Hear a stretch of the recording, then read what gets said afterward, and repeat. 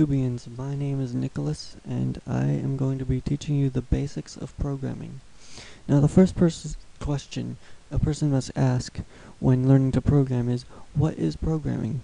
And programming can be simply defined as a set of logical steps taken to accomplish some goal that is written down in some language. So, let's say we wrote a program to do peanut butter and jelly, which is what we're going to do. But we're going to do it in pseudocode. Now, what does pseudocode mean? Pseudocode is code that doesn't actually do anything. It's not written in a real programming language. It's just a guide to help us learn how our program is going to work. Later in my tutorials, I might actually make a program that does peanut butter and jelly sandwiches. But right now we're just going to do a pseudocode that does it so we can learn what programming is like. Alright, so the first thing that you have to learn is, well, not the first thing, but the first thing I'm going to teach you is about, and by the way, this is a very basic tutorial. This isn't meant for advanced programmers. The first thing I'm going to teach you about is the if, then, else statement. You all have probably heard of this before. It's one of the most common things in any program, other than like a function or an expression. Okay, so how an if-then statement it works is you type if, usually in most languages. There are some languages that do weird things like cond, short for conditional. Just a second. I figured I'd zoom it in so you guys could see. Okay, so the first thing we're going to do is find out, or make sure, that we have the necessary materials. So what I'm going to do,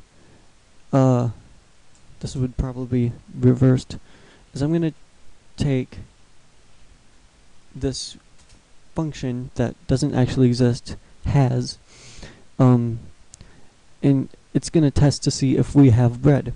But we can't just have bread, we have to have peanut butter, right? So there's a logical operator. Operators act like symbols, so and this is a gate operator, so it changes how the logic of the thing works. So it makes it so that it only works if this is true and whatever I type here. So I'm going to type butter dot has, and just for kicks and giggles, I am going to add and knife dot has. Alright, that should be simple. I try to make it as English-like as possible. It's testing to see if we have these three things. Now, I'm going to put a curly bracket. Now, anything that's inside this curly bracket, the program will do if these things are true. Actually, in this section, I want it to do nothing, so this was a good time to teach you about comments. Comments are in programs to make things clearer, to tell the next person who reads the program what's going on. So this is how you make a comment.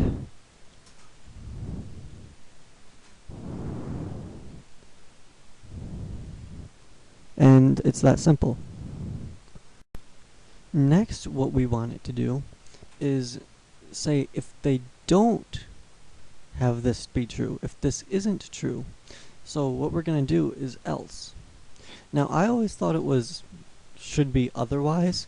If this is true, otherwise do this, but it's else, and it's actually better because it would take too long to write otherwise. So in here, this is if we don't have bread. So in this we might write get bread. Now this right here is a function, get. Get is the function, and it's a part of the code that does something. And this right here is called an argument or a parameter. In most languages today, they're called arguments, but they are also commonly called parameters.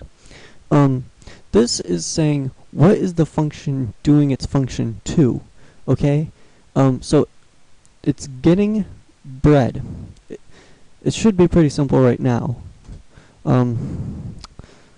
Then we'll add get butter, and then we'll add get knife.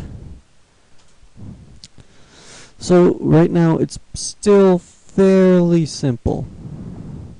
Now once we have the bread, butter, and knife, what we need to do is, well, I'll just throw this in here.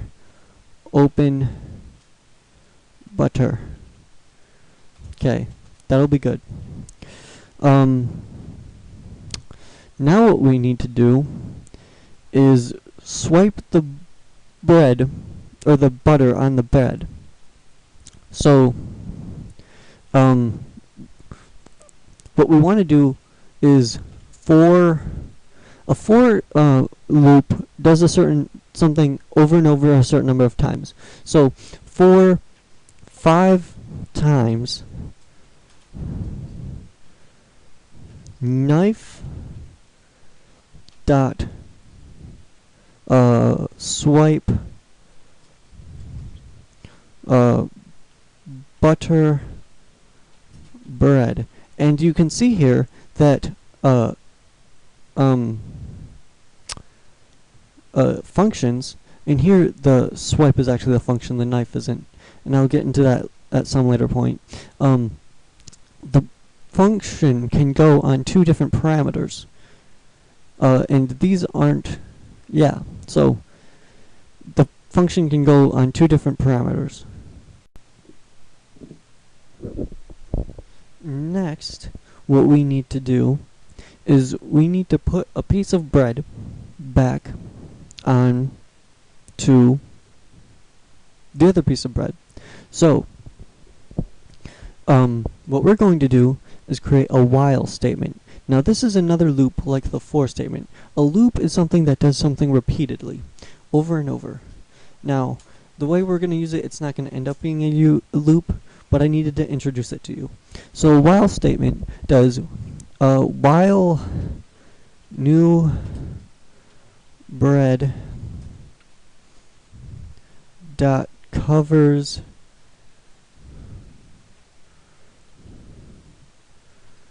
bread. Now you might be thinking, wait, shouldn't the new piece of bread not cover the bread?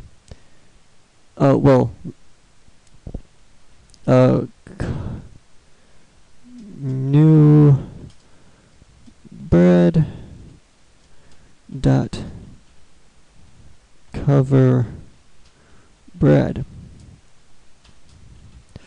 And if you're thinking at this point, shouldn't the new piece of bread not cover the bread for us to make it cover the bread? That should be pretty logical. What we have to do is, usually in most languages, add an explanation point. This says, if whatever this says isn't true, we could come up here and do this. And it's and it would be if we don't have bread. And actually it would allow us to get rid of the else statement.